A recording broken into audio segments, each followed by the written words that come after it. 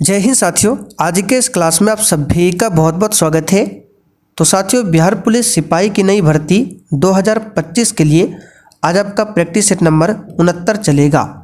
और साथियों, इससे पहले सब्जेक्ट वाइज क्लास में जो भी आपका क्लास छूटा हुआ है वो सब क्लास का नोट्स, क्लास का पीडीएफ, ये सब आपको इस बिहार पुलिस के बैच में मिल जाएगा।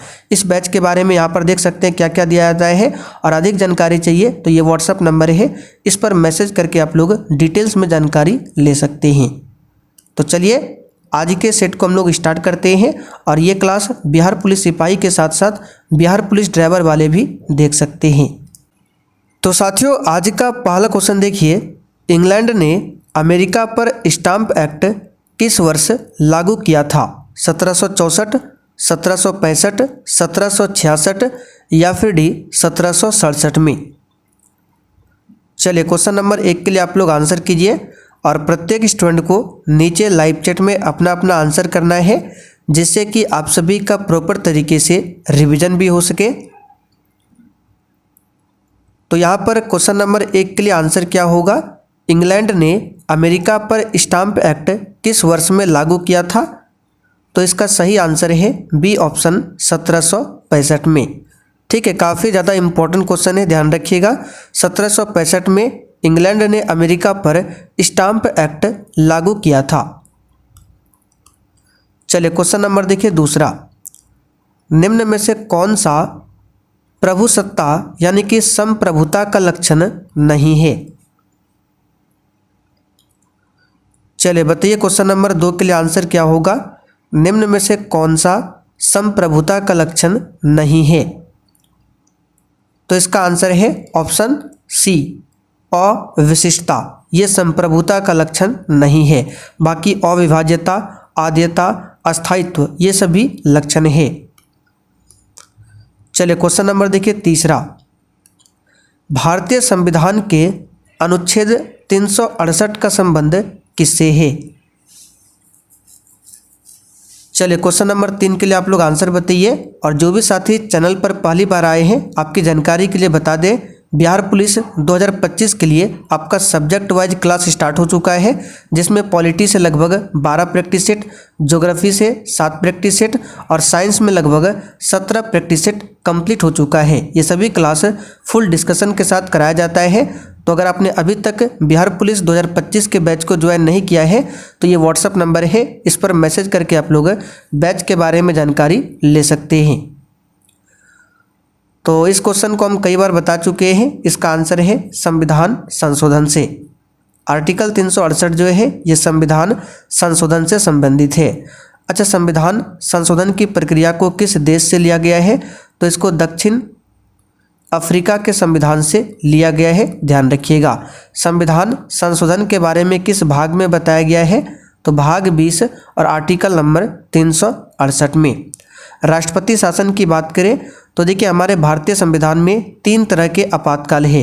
एक है 352, ठीक है, दूसरा है 356, तीसरा है 360।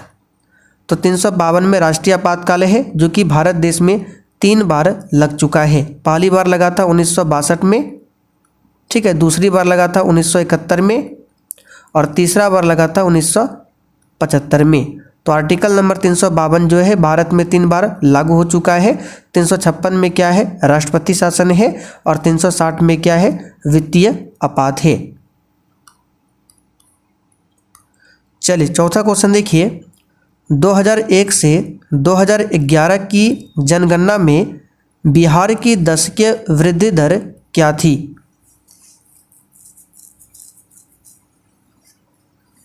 चलिए सोच समझकर आंसर बताना है।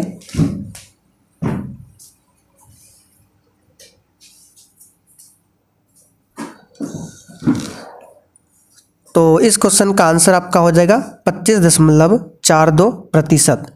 ठीक है, 2001 से 2011 की जनगणना में बिहार की दशकीय वृद्धि दर क्या थी? 25.42%।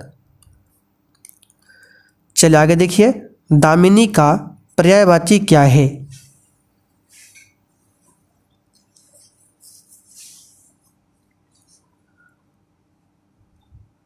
तो दामिनी का पर्यायवाची क्या हो जाएगा? चपला। यहाँ पर देखिए ए ऑप्शन में दिया हुआ है, ये दामिनी का पर्यायवाची है। और क्या क्या होता है दामिनी का पर्यायवाची? चंचला,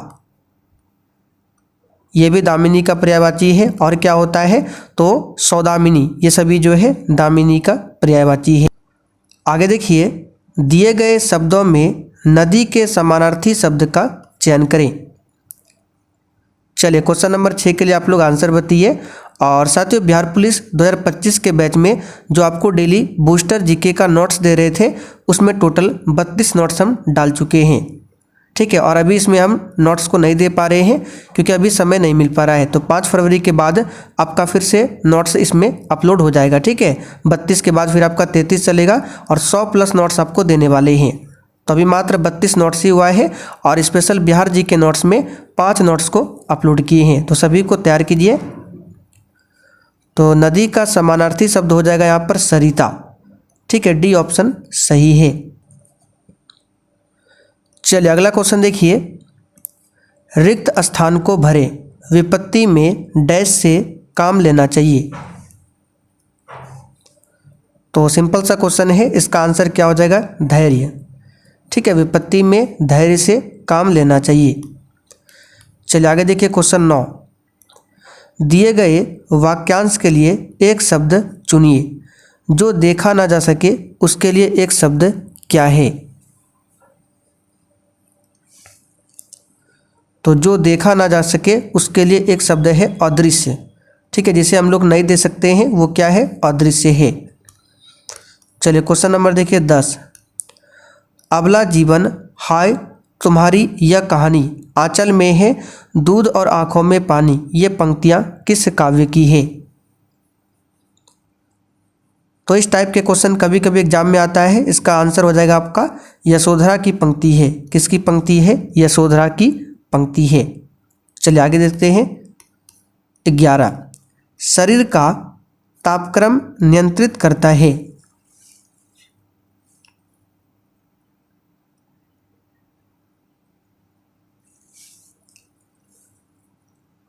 तो शरीर का तापक्रम जो है हाइपोथैलेमस ग्रंथि नियंत्रित करता है। यहाँ पर बी ऑप्शन आपका सही जवाब है, हाइपोथैलेमस ग्रंथि। चलिए क्वेश्चन देखिए 12, सही कथन चुनिए। यहाँ पर तरंगदैर्घ्य सभी कलर का दिया हुआ है। तो आप सभी जानते हैं लाल रंग का तरंगदैर्घ्य क्या होता है? सबसे अधिक होता है और बैगनी रंग का सबसे कम होता है। तो लाल प्रकाश का तरंगदैर्घ्य बैगनी प्रकाश से कम है, ये तो बिल्कुल गलत है।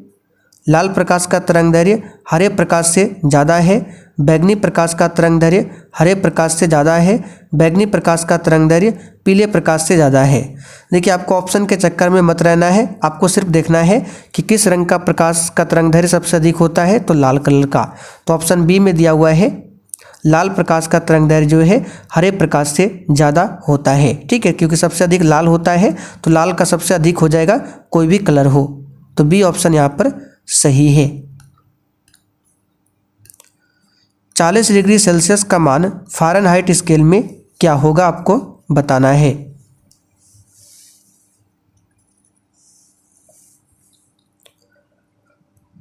तो 40 डिग्री सेल्सियस का मान, इसके लिए हमने आपको फॉर्मूला बताया था, C/5 बराबर क्या होता है? F - 32/9। तो यहाँ पर 40 क्या है? सेल्सियस का मान है, यानी C का मान 40 है। तो यहाँ पर क्या रख देंगे? C के स्थान पर 40 बटे क्या हो जाएगा? 5 बराबर F - 32/9। 5 से 40 को काटेंगे तो 8 बार में कटेगा, 8 को 9 से गुना करेंगे तो हो जाएगा 72 बराबर F - 32। तो F बराबर यहाँ से क्या हो जाएगा? तो -32, यानी कि F का अगर मान निकालेंगे तो ये -32 इधर आ जाएगा, तो 72 में 32 जुड़ जाएगा तो कितना हो जाएगा? ये 104। यहाँ पर देख सकते हैं ऑप्शन ए में दिया हुआ है 104 डिग्री फ़ारेनहाइट। चलिए आगे देखिए, विद्युत शक्ति की इकाई क्या है? चलिए क्वेश्चन नंबर 14 के लिए आंसर बताइए। तो विद्युत शक्ति की इकाई होता है वाट। यहाँ पर डी ऑप्शन सही है, वाट, ठीक है। विभवांतर का वोल्ट होता है, विद्युत धारा का एम्पियर होता है, आवेश का कूलॉम। मानव शरीर में होता है। चलिए बताइए। और साथियों बिहार पुलिस 2025 में जो सब्जेक्ट वाइज में आपका क्लास हुआ है, कोई भी क्लास छूटा हुआ है तो जैसे ही आप लोग बैच को ज्वाइन करेंगे आपको सब क्लास मिल जाएगा। क्लास का PDF, क्लास का नोट्स, क्वेश्चन बैंक, ये सब कुछ आपको मिल जाएगा। तो मानव शरीर में होता है लगभग 70% पानी। यहाँ पर ए ऑप्शन सही है। विद्युत धारा निम्न में से किस उपकरण से नापी जाती है?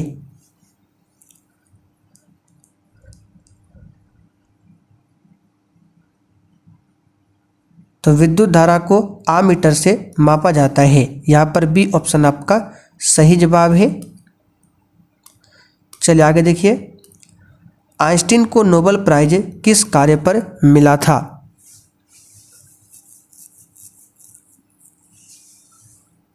तो आइंस्टीन को जो नोबेल प्राइज मिला था प्रकाश विद्युत प्रभाव की खोज के लिए। यहाँ पर डी ऑप्शन आपका सही जवाब है। फोटो इलेक्ट्रिक इफेक्ट के लिए आइंस्टीन को नोबेल प्राइज दिया गया था। चलिए आगे देखिए। कोशिका का शक्ति स्रोत होता है।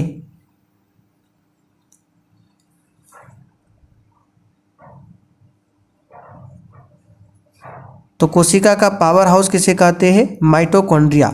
माइटोकॉन्ड्रिया को हिंदी में क्या कहते हैं? सूत्रकनिका। सूत्रकनिका कहते हैं माइटोकॉन्ड्रिया को हिंदी में, ठीक है। और माइटोकॉन्ड्रिया की खोज किसने किया था? अल्टमैन ने।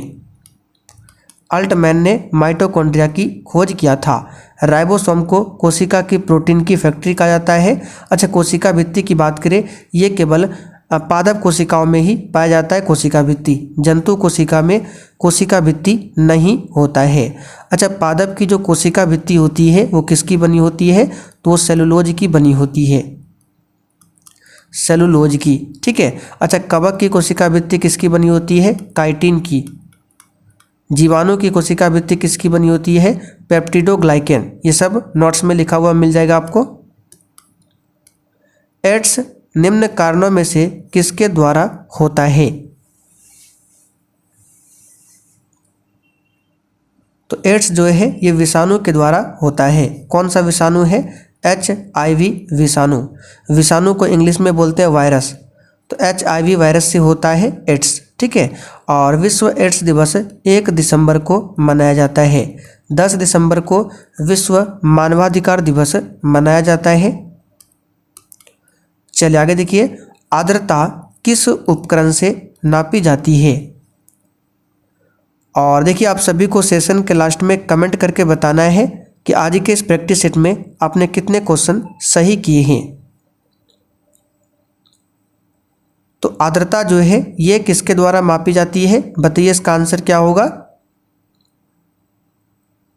चलिए, इसका आंसर हो जाएगा बी ऑप्शन, हाइग्रोमीटर से आर्द्रता को मापा जाता है। अच्छा, अपेक्षित घनत्व को पूछे तो हाइड्रोमीटर से मापते हैं। लैक्टोमीटर से दूध की शुद्धता को मापा जाता है। पायरोमीटर से अधिक उच्च तापमान को मापा जाता है। दाब की इकाई क्या है? तो दाब की इकाई होता है पास्कल, लेकिन ऑप्शन में पास्कल नहीं है। तो दाब बराबर क्या होता है? बल बटे क्षेत्रफल। तो बल का मात्रक होता है न्यूटन, क्षेत्रफल का होता है मीटर स्क्वायर। तो इसको लिख सकते हैं न्यूटन प्रति वर्ग मीटर या फिर मीटर स्क्वायर। तो न्यूटन प्रति वर्ग मीटर देखिए ए ऑप्शन में दिया हुआ है। चलिए आगे देखिए।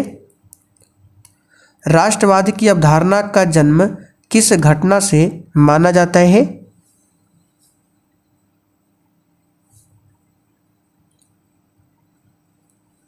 तो राष्ट्रवाद की अवधारणा का जन्म फ्रांस की क्रांति से माना जाता है। फ्रांस की क्रांति कब होती है? 1789 में, ठीक है। गौरवपूर्ण क्रांति कब हुई थी? 1688 में, जिसको ग्लोरियस रिवॉल्यूशन भी बोला जाता है। गौरवपूर्ण क्रांति 1688 में हुआ था। रूस की क्रांति कब हुआ था? 1917 में। आगे देखिए। नेपोलियन ने जर्मनी में किस संघ की स्थापना किया था?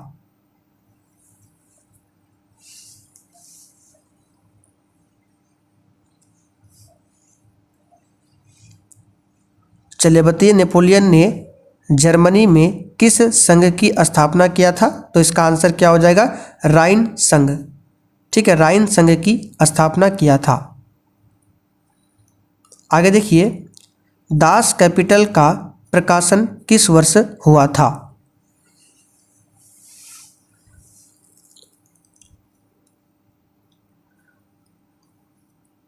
ये क्वेश्चन बता चुके हैं। 1867 में दास कैपिटल का प्रकाशन हुआ था।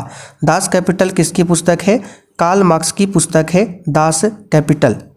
कार्ल मार्क्स का जन्म कहाँ पर हुआ था? जर्मनी में हुआ था। इनकी दो पुस्तक है, एक दास कैपिटल है, दूसरा है कम्युनिस्ट मैनिफेस्टो। कम्युनिस्ट मैनिफेस्टो, ये दोनों किसकी पुस्तकें हैं? कार्ल मार्क्स की पुस्तकें हैं। अच्छा, दास कैपिटल को समाजवादियों का बाइबल भी बोला जाता है और कार्ल मार्क्स को क्या बोला जाता है? वैज्ञानिक समाजवाद का जनक। तो वैज्ञानिक समाजवाद का जनक किसे कहते हैं? कार्ल मार्क्स को। साम्यवादी शासन का पहला प्रयोग कहाँ पर हुआ था? चलिए 9th 10th का क्वेश्चन है।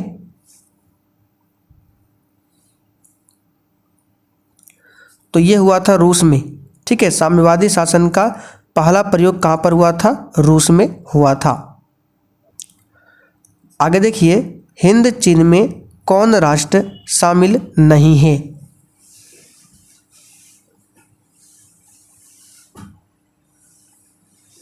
तो यहाँ पर इसका आंसर हो जाएगा चाइना। ठीक है, पहले कंबोडिया, वियतनाम और लाओस तीनों मिलाकर कहा जाता था, तीनों को मिलाकर हिंद चीन बोला जाता था। तो चीन का मतलब यहाँ पर आपको चाइना नहीं समझना है, तो चीन इसमें शामिल नहीं है। चलिए आगे देखते हैं, गांधी इरविन समझौता कब हुआ था? चलिए सिंपल क्वेश्चन है, ये हुआ था 5 मार्च 1931 को। ठीक है, गांधी इरविन समझौता को दिल्ली समझौता भी बोला जाता है। अच्छा, 1929 में क्या हुआ था? तो लाहौर अधिवेशन। ठीक है, लाहौर अधिवेशन हुआ था जिसकी अध्यक्षता किया था पंडित जवाहरलाल नेहरू ने। 1931 में हुआ था कराची अधिवेशन और इसकी अध्यक्षता किया था सरदार वल्लभ भाई पटेल ने। ठीक है, 1930 में क्या हुआ था? 1931 और 1932। तो 1930 में प्रथम गोलमेज सम्मेलन हुआ था, 1931 में दूसरा गोलमेज सम्मेलन और 1932 में तीसरा गोलमेज सम्मेलन हुआ था। अशोक के प्रस्तर अभिलेख डैश के प्रतीक थे? तो अशोक के जो प्रस्तर अभिलेख थे ये किसके प्रतीक थे? तो धर्म के प्रतीक थे। यहाँ पर बी ऑप्शन आपका सही जवाब है। अच्छा, कलिंग युद्ध के बारे में अशोक के किस शिलालेख में जिक्र मिलता है? तो अशोक का जो 13वां शिलालेख है इसी में कलिंग युद्ध के बारे में बताया गया है। अशोक के शिलालेख को पहली बार कब पढ़ा गया था? तो 1837 में। किसने पढ़ा था? जेम्स प्रिंसेप ने। नाम याद रखिएगा, पूछा जाता है कि अशोक के शिलालेख को सबसे पहले किसने पढ़ा था? जेम्स प्रिंसेप ने। कब? 1837 में। निम्न में से कौन सा भारतीय संविधान की विशेषता नहीं है?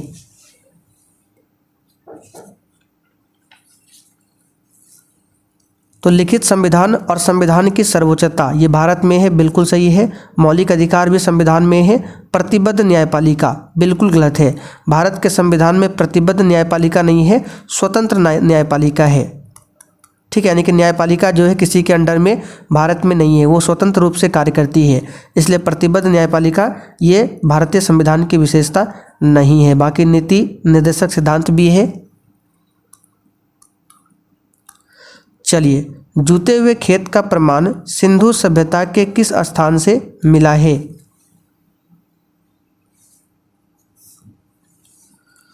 चलिए क्वेश्चन सिंपल है, ये मिला है कालीबंगा से। ठीक है, कहाँ से मिला है? कालीबंगा, जो कि कहाँ पड़ता है? ये राजस्थान में पड़ता है कालीबंगा। चलिए आगे देखते हैं, संविधान का अनुच्छेद 56 किससे संबंधित है?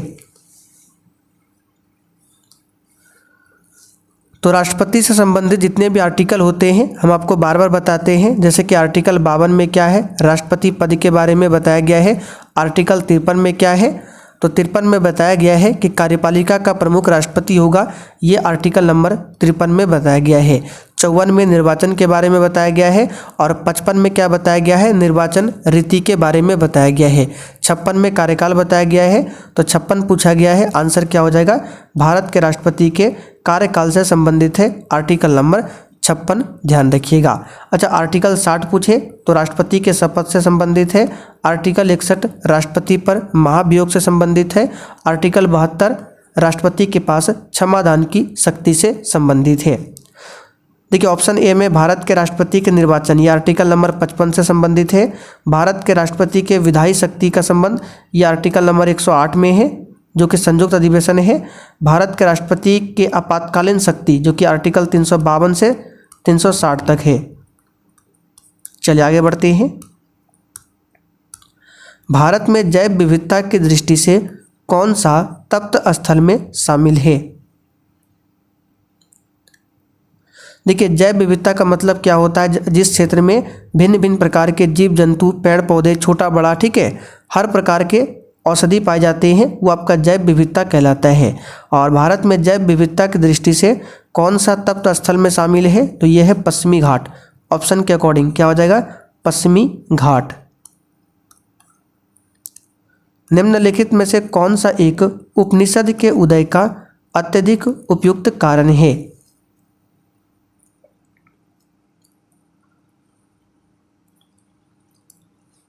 तो यह है धर्म सुधार। अच्छा, उपनिषद की बात करें, ये टोटल कितने हैं, 108 है। वेद कितने हैं, 4 है। वेदांग कितने हैं, 6 है। पुराण कितने हैं, 18 है। भाषण और अभिव्यक्ति की स्वतंत्रता का अधिकार प्रदत्त है। तो पॉलिटी क्लास में कई बार ये सब क्वेश्चन बता चुके हैं, तो यहाँ पर इसका आंसर हो जाएगा संविधान का अनुच्छेद 19। इसमें भाषण और अभिव्यक्ति की स्वतंत्रता का अधिकार दिया गया है। संविधान का अनुच्छेद 15 में क्या है, तो धर्म, वंश, लिंग, ठीक है, इसके आधार पर किसी के साथ भी भेदभाव नहीं किया जा सकता है, ये 15 में बताया गया है। बाकी संविधान का अनुच्छेद 21 क्या है, प्राण एवं दैहिक स्वतंत्रता का अधिकार है। इनमें से किसने पहली बार यह व्याख्या की थी कि पृथ्वी के अपनी धुरी पर घूमने के कारण प्रतिदिन सूर्योदय एवं सूर्यास्त होता है? तो ये किया था किसने, आर्यभट्ट ने, ठीक है, किसने किया था, आर्यभट्ट ने। यहाँ पर ए ऑप्शन आपका सही जवाब है। अब चलिए आखिरी में आप लोग कमेंट करके बता दीजिए आर्यभट्ट किसके दरबार से संबंधित थे। चलिए आगे देखते हैं। स्टेफनाइट किसका अयस्क है?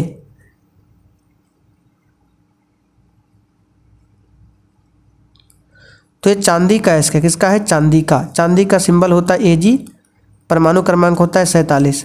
सोना का क्या होता है, Au, ठीक है, परमाणु क्रमांक बताइए इसका कितना होता है। प्रावर्तन के नियम के अनुसार प्रावर्तन कोण का मान आपतन कोण के डैश होता है। तो सिंपल सा क्वेश्चन है, प्रावर्तन के नियम में आपतन कोण और प्रावर्तन कोण बराबर होता है। यहाँ पर ए ऑप्शन सही है। ध्वनि तरंगे किस प्रकार की तरंगे होती है? तो प्रकाश तरंग अनुप्रस्थ तरंग है और ध्वनि तरंग अनुदैर्ध्य तरंग है। प्रकाश विद्युत चुंबकीय तरंग है और ध्वनि जो है अनुदैर्ध्य तरंग है। ये सब बता चुके हैं। तो अनुदैर्ध्य तरंग या अनुदैर्ध्य यांत्रिक तरंग का उदाहरण है ध्वनि। और ध्वनि की तीव्रता को किस में मापते हैं, तो डेसिबल में, ठीक है, डेसिबल में। भारत ने हेपेटाइटिस रोग को कब तक समाप्त करने का लक्ष्य रखा है? तो ये रखा है 2030 तक। बंबई में सर्वप्रथम सूती कपड़ों के मिलों की स्थापना कब हुई थी? ये क्वेश्चन ज्योग्राफी क्लास में बता चुके हैं और ज्योग्राफी क्लास में 7 क्लास कंप्लीट हुआ है। फिर से इसमें क्लास स्टार्ट होगा और बहुत ही जल्द आपका हिस्ट्री और स्पेशल बिहार जीके का भी क्लास स्टार्ट होने वाला है। तो आप लोग देर मत कीजिए, फटाफट से बैच को ज्वाइन कर लीजिए। तो इसका आंसर हो जाएगा 1854। क्या हो जाएगा, 1854। तो चले साथियों, आज के लिए इतना ही। अब आप लोग कमेंट करके बता दीजिए आपने 40 क्वेश्चन में से आज कितने क्वेश्चन सही किए हैं?